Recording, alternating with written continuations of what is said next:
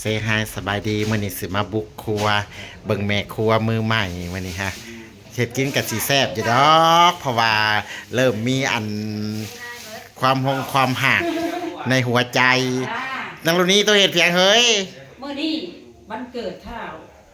เขาอุ้ยปูตะวันมื้อนี้วันเกิดน้องชายอุ้ยปูตะวันแม่แล้วก็เลยแบบ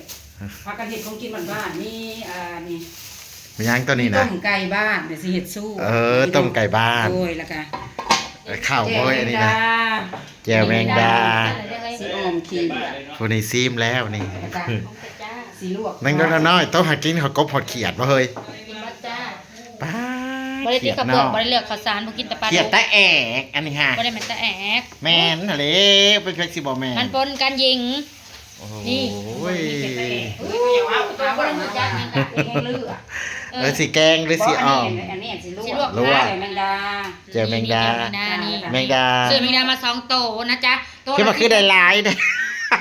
เอากระโตละ10,000กีบแล้วก็มาป่นเฮาก็มาแจ่วใส่มะกอก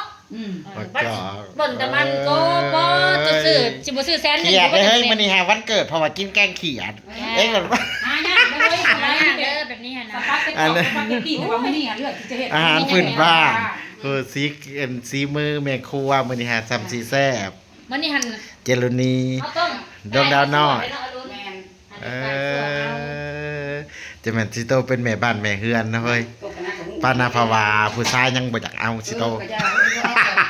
กินหมดบ่ติกับเปลือกบ่เลือกข้าวสารบ่กินแต่ปลาดุก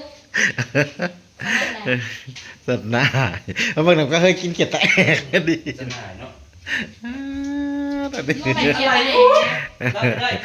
ตัวแดงกินตัวนี้ตัวแดงมันไม่ใช่เขียดแตกยิงเอ๋เธอมองซัมซีแซ่บมื้อนี้เนี่ยโอเคจ้า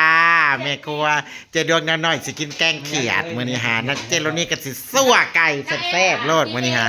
เจาะบ่แม่นเจาะบ่อันนี้ฮะบ่แม่นเจาะบ่อันนี้โอเคบายบายบัดไว้ได้เห็นแล้วสิถ่ายให้เบิ่งเด้อบ่แม่นเจาะอันนี้